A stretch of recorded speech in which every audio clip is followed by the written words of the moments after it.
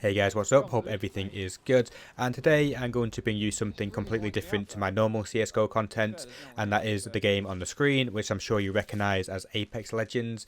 Now this has been out for 1 year now, and it's something that I played quite a lot actually over the last year. I don't play any other games apart from CSGO, but I do play this one, and I've really enjoyed it. Battle Royale games in general don't really interest me. They can be quite random. I played PUBG for a while when it came out, but I just got fed up with the whole loot for 20 minutes and then get shot by someone you can't see thing.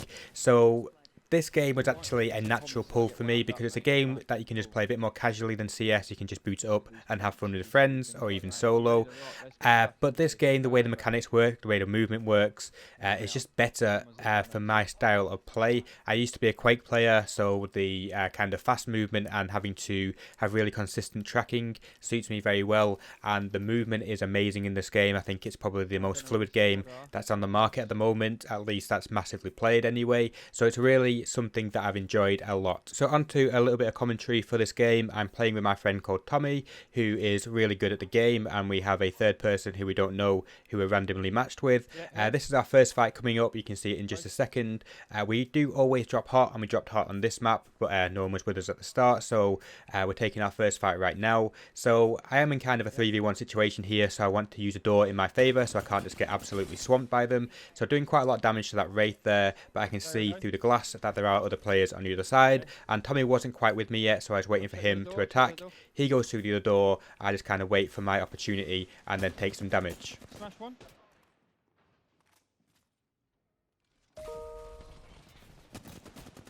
Knocked. Got one really close to me. Need help? Knocked. Last is low. Last is low. What's that guy doing shooting at the guy on the ground, man? So quite a straightforward fight there. All I did was not take a 3v1 fight. I blocked the door so they can open it and wait for Tommy to come round, and then tried to open the door and take fights when I could. Tommy did most of the damage there. I just got one kill. One thing I did do is I killed the guy who was knocked because I knew he had purple armor, and it's always good to have a loot crate nearby where if you do take a lot of damage you can just nip behind the wall, open up the loot crate and steal the armor rather than having to do a full 5 or 6 second heal. It's just much quicker and something that I think people should take more advantage of really, because healing in this game is extremely powerful. So fast forwarding just about 30 seconds here, we come up to our second fight. Now Tommy is quite far off in the distance and is close range on this fight. He is Pathfinder, who's incredibly fast at moving on this map, and I do have the new Sentinel sniper rifle, so I'm going to play a bit of range here to start off with. In the bottom right you can see me charging it with a shield battery. That means that the shots while it's charged does more damage to the shield, so you can see me hitting a shot there and then follow up with a couple more hits and get a knock in just a second. And then what I want to do is close down the gap and play close range with my R99 and help Tommy.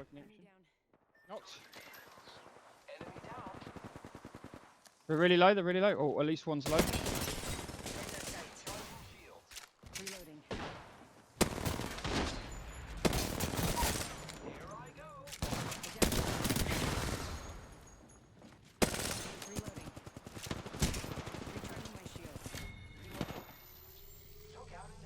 So skipping forward again, me and Tommy always have the same playstyle. We drop very aggressively and then try and run towards a gunfire. This game has been quite dry, at least early on. We dropped really hot, but there was no one with us. It took a while to get our second and third fight, and now we've been running around trying to kill anyone we can see, but we haven't actually come across anyone. But here at this new area, which we hadn't actually been to yet in this game, we find our third fight, and of course want to try and take the fight, so we're playing very aggressive, trying to close the gap. You can see me hitting a couple of wingman shots, but then also missing quite a few. I want to get to him before he can heal. There's a gap in the door which I shoot him through, but you can always expect in this game to get third parted, so we quickly finish off this squad here. I've never played this area before, like I said, so I wasn't aware of this lava pit, so I was a bit like, what the hell is going on at this stage? But I managed to get back up and get a heal off, and just as we expected, we do get third parted. Different squad, get his mate up. So I am now aware that there's a squad inside the building, and in just a second you can see me get shot by a sniper in the distance, meaning there are two squads around. Now I do get a very quick knock and then follow up with a second knock, and I do assume that's their full squad and they're still alive because one of them has a gold knockdown shield, which is confirmed in just a second when he dies in the circle, therefore killing the squad. Now what I need to concern myself with is the squad in the distance. Now what I could do is quite easily turn around and pick up a shield from one of the death boxes. However, it's easier and better to actually use a shield battery in the situation, because then if I do take a bad fight and my shield gets knocked, I can easily and very quickly grab a shield from their death box and that will recharge me instantly without having to use a shield battery.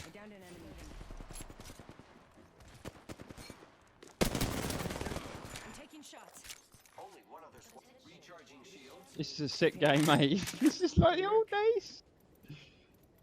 This is literally exactly what the game used to be like, isn't it?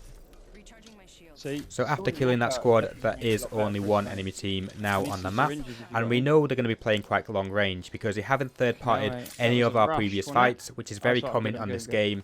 If you time it right, you can third-party a squad after you just fought and literally kill people who have only half their health remaining. So because they haven't done that, we know they're going to be quite long range, and you can see in just a second they do take some shots at us.